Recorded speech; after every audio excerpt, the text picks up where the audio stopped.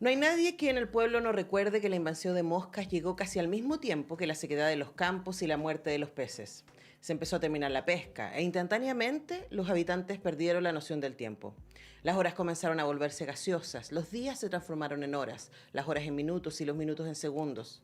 Adquirieron así la costumbre de quedarse sentados por días bajo el umbral de sus puertas observando la salida y muerte del sol. La arena color petróleo, la carne enrojecida por las capas de contaminación malparida, las voces, la espera delante del pipeño, el incesante ronquido de los motores estacionándose casi a la orilla de los roqueríos. Todo aquello definió su identidad. Todo aquello los llevaba a recordar que estaban vivos. Ese es un pedacito, es el final del capítulo 2 de Zona de Sacrificio de la periodista y escritora Leo Marcasolo, que nos acompaña hoy día. ¿Cómo estás, Leo? Muy bien, ¿y tú? Muchas gracias por la invitación.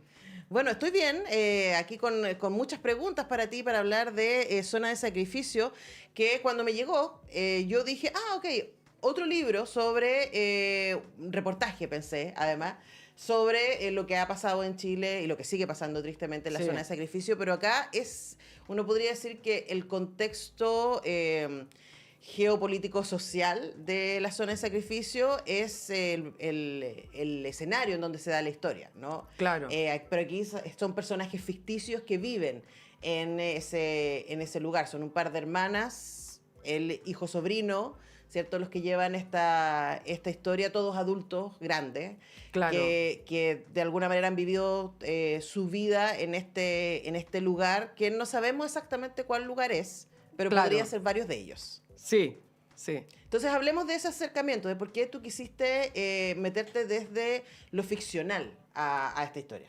Lo que pasa es que en verdad hay un montón de libros periodísticos sobre las zonas del sacrificio. Mi expertise no es la investigación periodística, aunque hice mucha investigación periodística y es probable que vuelva. Pero lo que me interesaba, más que nada, en la zona de sacrificio, era un aspecto que no se ha tocado tanto. O tal vez se tocó en Voces de Chernobyl, sí. Que es lo que pasa con la gente. Cómo la gente habita la zona de sacrificio. ¿Cachai? Que llega a un nivel de contaminación y de indolencia porque nadie los atiende, porque nadie se preocupa de ellos, que ya les empieza a importar menos la vida. O sea, nosotros podemos decir que los seres humanos se mueven por una necesidad, ¿cierto? Tú, por ejemplo, no sé, tienes la necesidad de comunicarte con el mundo a través de un micrófono. Una mujer podría tener la necesidad de cuidar a su hijo, pero ellos, siento yo que no tienen ninguna necesidad.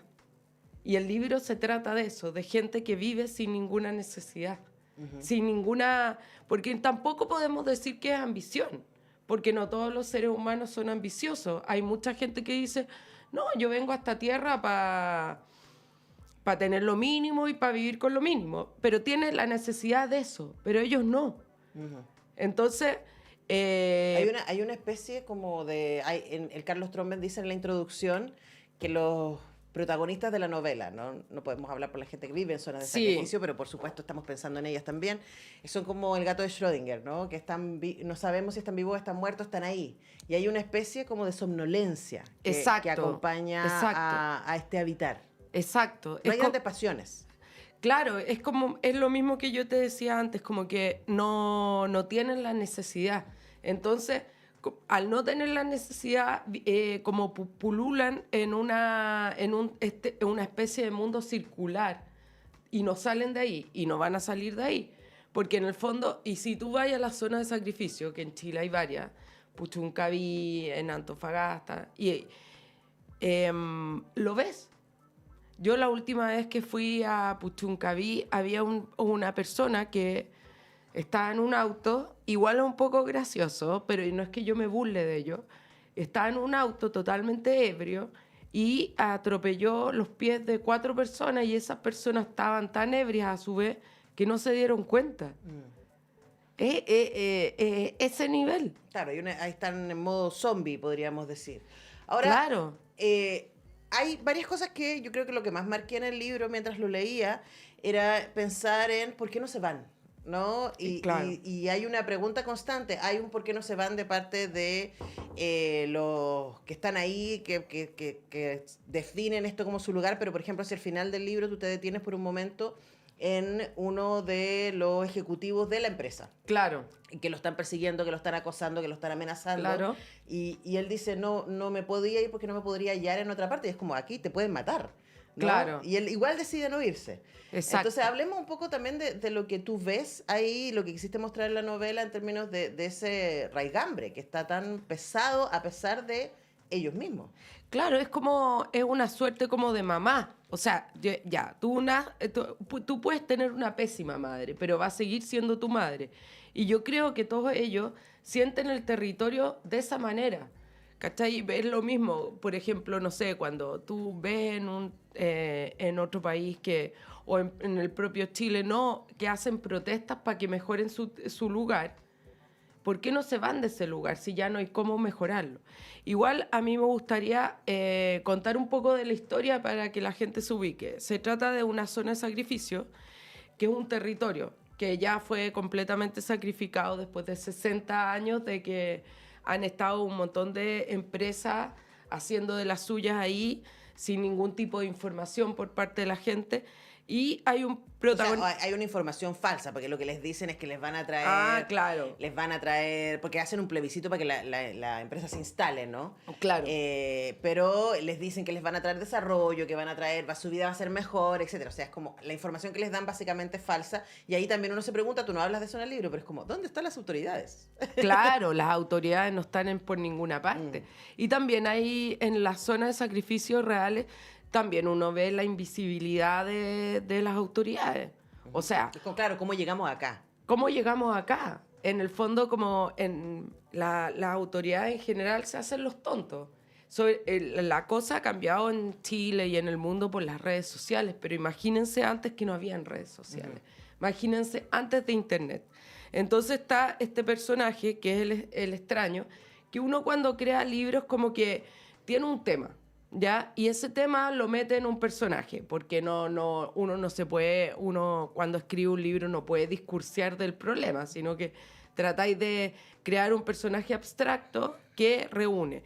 Y es el extraño que se ha criado en esta zona de sacrificio, con todas las dolencias y todas las locuras que eso le llevó. Ahora, ¿por qué no se van? Yo no pude, creo yo que nunca voy a tener respuesta para eso. En el libro hay, o sea, como algunos personajes Sí. como que lo tratan de explicar, ¿no? Pero hay esta cosa como una especie de estar en piloto automático, un poco. Y en Claro, ese escenario es que aparece estos, no sé si decirles vínculos. Están estas dos hermanas que llegaron en su adolescencia claro, a trabajar a este lugar y que en algún momento tienen un vínculo con un argentino del que viene finalmente, que es el padre de este varón, claro. pero a quien conocemos grande, él tiene 48 cuando aparece el libro. Sí, Pero es una persona que uno diría, si hoy día estaría absolutamente dentro del espectro, sí. porque por su propia historia familiar, pero también por haber crecido en este pueblo, es una persona muy rara. Muy rara y además yo me lo imaginé con oligofrenia. Ya. Eso es lo que yo imaginé. Una oligofrenia potenciada por toda esta contaminación. Porque en el fondo, como no es un libro de investigación y es un libro de ficción, uno puede jugar y no ser tan específica con lo que tienen los personajes. Entonces, Exacto. Con lo mismo que con el lugar. exacto, porque también hay que darle al lector un poco de pega, ¿cachai? Entonces, y dejarlo un poco como metido, ¿qué le pasará? ¿Por qué estar así? ¿Qué fue realmente lo que gatilló su personalidad? A diferencia de un libro de investigación que uno tiene que dar casi que una ficha médica del personaje, ¿cachai? Entonces, uno va como imaginándose y también traté de que este mundo fuera gaseoso, de que los capítulos no estuvieran tan conectados entre sí, ¿cachai? Como hacer una cosa distinta. Claro, y además también los vínculos son bastante gaseosos, uno podría Sí. decir, ¿no? Porque no queda tan claro qué están buscando los personajes y los otros personajes. Claro, Tempranamente el libro parte con este hombre buscando trabajo por primera vez, además después nos vamos a enterar. claro, Y llega a trabajar a esta especie de restaurante que está ahí en la avenida que regenta su tía, ni más ni menos. claro. Pero él no Eh, sabe que es su tía. Él no sabe que es su tía, ella sí sabe que es su sobrino. Claro, Eso lo vamos a ver tempranamente, no estoy haciendo sí, spoilers acá. Lo que a uno ahí le gatilla es por qué ella quiere tenerlo cerca. Y ahí, igual que respecto a la personalidad de él, también nos da espacio para fantasmear nosotros mismos, qué tipo de vínculos se está buscando o de venganza se está buscando, o por qué ella lo tiene ahí, literalmente la palabra que usa guachao, ¿no? claro, aguachao, que es muy de la playa, es muy chileno aguachao. Sí, po. Yo me aguacho Sí, po. ¿cachai? Bueno, está la soledad ahí de todos los personajes, ¿cierto? Claro, De yo alguna creo manera que es la también. soledad también lo que los llama. O sea, yo creo que si uno va a una zona de sacrificio, ve eso, ve personajes que pululan, que no saben por qué están cerca, que no saben por qué hacen las cosas. Ujú. Bueno, uno tampoco tiene todo tan claro, ¿cachai? Claro, quizás porque en una zona de sacrificio la idea de esperanza está bastante Está bastante difuminada. mañida. Claro, Sí. entonces es como que los personajes están ahí como en una lógica más robótica de levantarse y acostarse y trabajar Exacto. y tomar y evadirse y encontrarse o desencontrarse y lo que sea. Ahora, Leo, ¿para qué, por qué escogiste que fuera este el espacio? ¿Por qué querías contar esta historia? Quería contar esta historia porque yo, bueno, en el Clinic y después en la revista Paula y también en la tercera he hecho hartas crónicas. Me gusta la crónica, me gusta escribir la crónica, pese a que no soy periodista de investigación propiamente tal, me gusta investigar y yo, la zona donde está puesta el libro, que es Puchuncaví, eso es lo que me imaginé yo. Ujú. La conozco desde chica. Yo iba yo veraneaba en Viña y íbamos una vez en el verano a hacer un picnic a Orcón. Entonces, ver después, y estuve yendo, no sé, por 15 años, y después fui a hacer un reportaje de la desaparición del congrio a Orcón. Entonces ahí todos me contaron lo que había pasado, la ley de pesca, las 7 familias, que bueno, que Carlos, que escribió el prólogo de este libro, ha hablado profusamente. Sí. Y me di cuenta de que era muy triste todo. Tengo la imagen de 7 pescadores al lado de su bote diciendo que van a ir que no pueden pescar y que van a ir a alta mar a agarrarse a balazos por un pez. Eso es lo que me contaron, que no lo pude poner en la crónica y lo puse en el libro. Claro, claro. ¿Cachai? Porque era demasiado heavy. Sí. O sea, si uno cuenta eso a nivel periodístico, tenéis que meterte en una investigación grande, porque estamos hablando de balazos en alta mar. Pero ellos me dijeron, si quieres, anda a verlo con nosotros. Y yo le dije, no sé, no. Pero, o sea, pero para que la gente se imagine qué tan terrible, o sea, gente que antes iba a pescar, ahora la única esperanza que tiene para sacar un pez es ir a aguacharse nuevamente abajo de un barco pesquero grande, inmenso, que aspira al mar y que hace pesca de arrastre, a balazo para agarrarse un pez. Han muerto un montón. Ahora, eso es súper interesante, quizás como para ir cerrando también esta idea de que me acuerdo de haber conversado con Mariana Enríquez sobre esto, ¿no? Que también ella trabaja ya. mucho a partir de imágenes de Crónica Roja, sus cuentos de terror. Claro. Y Increíble ella la es Mariana. muy fuerte porque ella me dice algunas de las imágenes más poderosas que hay son cosas que están en la realidad y que luego ustedes, escritoras, visten, ¿cierto?, de ficción para que nosotros volvamos a verlas, porque la realidad se vuelve tan horrorosa que la dejamos de ver. Exacto. Y la normalizamos, ¿no? Entonces la ficción vuelve como a traernos la emoción y el espanto que deberían causarnos. O como dice Karl Ove, que la materia literaria de Karl Ove, yo creo que es la autoficción. O sea, en este minuto, antes escribía ficción, que dice que los escritores sacan de la sombra lo que ya sabemos. O sea, nosotros sabemos que hay prostitución infantil. Ya, pero si lo tenemos en abstracto no nos duele.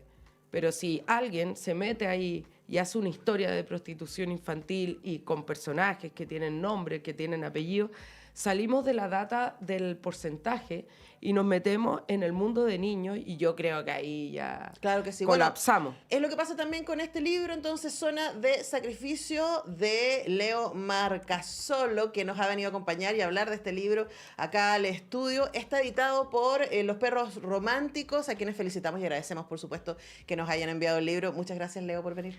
Muchas gracias a ti por invitarme y espero que les haya gustado la conversación y todo eso. Y se pueden conseguir el libro entonces a través de las redes de Los Perros Románticos y también en librerías. Nosotros tenemos que ir a una pausa y ya regresamos.